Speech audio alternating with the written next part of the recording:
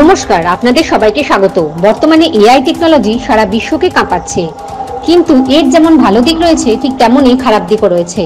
এবার একটি অত্যন্ত চাঞ্চল্যকর বিষয় সামনে এসেছে। এই প্রসঙ্গে প্রাপ্ত তথ্য অনুযায়ী জানা গিয়েছে যে চীনে স্থিত একটি নেটওয়ার্ক আর্টিফিশিয়াল ইন্টেলিজেন্স অর্থাৎ কৃত্রিম বুদ্ধিমত্তার মাধ্যমে সোশ্যাল মিডিয়াকে প্রভাবিত করে খালিস্তান স্বাধীনতা আন্দোলনকে সমর্থন করার পাশাপাশি ক্রমাগত ভারত সরকারের সমালোচনা করছে। চীনে তৈরি এই network Australia, Canada, Bharat, New Zealand, Pakistan, Britain এবং নাইজেরিয়া সহ বিশ্বের শিখ সম্প্রদায়কে টার্গেট করছে বলেও জানা গিয়েছে। এই প্রসঙ্গে মেটা অনুসারে অভিযুক্তরা ফেসবুক, ইনস্টাগ্রাম, টেলিগ্রাম এবং এক্সে প্রধানত ইংরেজি ও হিন্দিতে খবর ও বর্তমান ঘটনা সম্পর্কে পোস্ট করত। সেখানে এআই দিয়ে তৈরি ছবিও অন্তর্ভুক্ত ছিল।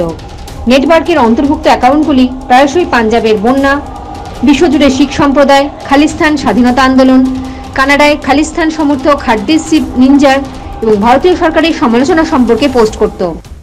এমতাবস্থায় এই বিষয়টির পরিপ্রেক্ষিতে উপযুক্ত ব্যবস্থা গ্রহণ করে মেটা 37টি ফেসবুক অ্যাকাউন্ট, 13টি পেজ, 5টি গ্রুপ এবং ইনস্টাগ্রামের 9টি অ্যাকাউন্ট সরিয়ে দিয়েছে।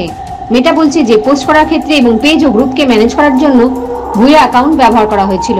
পাশাপাশি অপারেশন কে নামে একটি কাল্পনিক কর্মী আন্দোলন তৈরি করা হয়, যেখানে নিউজিল্যান্ড থেকে শুরু করে অস্ট্রেলিয়া সহ আরো অন্যান্য দেশের শিখদের সমর্থনে বিক্ষোভের ডাক দেওয়া হয়। মেটা আরো জানিয়েছে যে ওই কন্টেন্ট দর্শকদের কাছে পৌঁছানোর আগেই প্ল্যাটফর্ম থেকে এই কার্যকলাপ সরিয়ে দেওয়া হয়েছে। এদিকে শুধু মেটাই নয়, এর পাশাপাশি মাইক্রোসফটের একটি দল গত মাসে সতর্ক করেছিল যে চীন, ভারত, আমেরিকা এবং অন্যান্য দেশে তার স্বার্থের জন্য কন্টেন্ট তৈরি ও প্রচার তৈরি করতে এআই ব্যবহার করবে। মাইক্রোসফটের মধ্যে চীন ভুয়ো সোশ্যাল মিডিয়া অ্যাকাউন্ট ব্যবহার করে ভোটারদের কাছ থেকে তাদের সবথেকে গুরুত্বপূর্ণ কি তা জানার চেষ্টা করছে।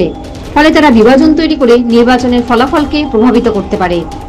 ভারত সরকারকে এই বিষয়ে আরো সজাগ হতে হবে। জয় হিন্দ, জয় জওয়ান, জয় কিষান।